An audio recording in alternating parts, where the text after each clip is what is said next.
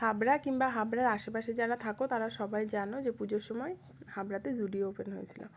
তো পুজোর সময় রীতিমতো গিয়েছি, তখন তো জুডিওর অবস্থা খুব বিধ্বস্ত। তো আবার গেছিলাম মেনলি উইন্টার কালেকশান দেখার জন্য। আর এখানে এসে মানে উইন্টার কালেকশান দেখে আমার সত্যি ভীষণ ভালো লেগেছে।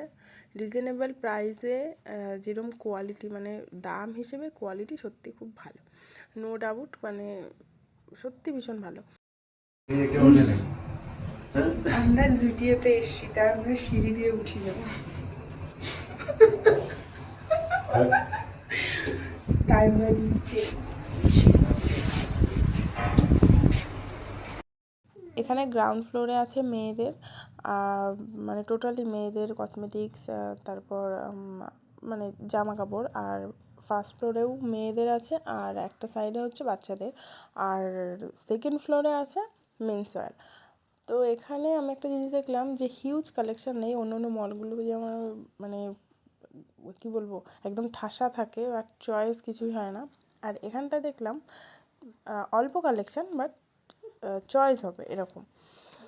তো একটু ঘুরে টুরে তারপরে গেলাম একটু, যেটা আমার মলে গেলে অ্যাট্রাক্ট করে সেটা হচ্ছে বাচ্চাদের জিনিসপত্র। মানে বরাবরই আমার দেখতে এত ভালো লাগে বাচ্চাদের জিনিসগুলো, ছোটো ছোটো জিনিস এত ভালো লাগে দেখতে। তো সেখানে চলে গেছিলাম। আর এখন তো আমার মেয়েই আছে, কোনো কথাই নেই, তো যেতেই হবে, দেখতেই হবে। তো এখানে এসে আমার কিছু কিছু জিনিস আমার সত্যি খুব ভালো লেগেছে, মানে এত সুন্দর। সবথেকে বড় কথা তাতে কিউট কিউট ড্রেস, মানে অসাধারণ। তারপর এখান থেকে আর কিছু নেইনি, আমরা এদিক ওদিক একটু ঘুরে তারপর চলে গেছিলাম মেন্সওয়্যারে, যেটা সেকেন্ড ফ্লোরে। ওখানটাতে গিয়ে অনেক কিছুই দেখলাম, আর এখানে জুতোগুলো খুব রিজনেবল প্রাইসে ছিল। তারপর এখান থেকে একটা জুতো নিলাম, আর আমি নিয়েছিলাম একটা হুডি। ব্যাস এটুকুই আজকের শপিং ছিল। চলো টাটা, আর দেখা হবে অন্য একটা ভিডিওতে। ততক্ষণ সবাই ভালো থেকো, সুস্থ থেকো।